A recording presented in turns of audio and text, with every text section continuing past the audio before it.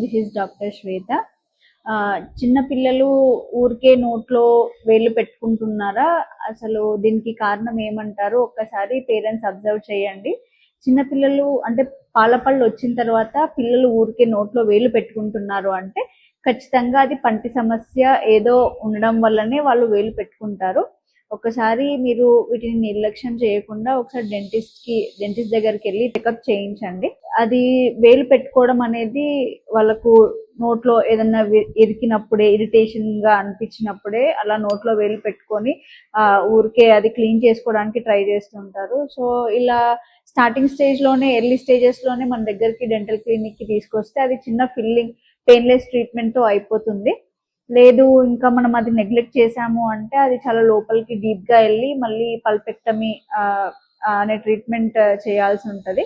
So అది కొంచెం painful procedure లాగా ఉంటుంది. సో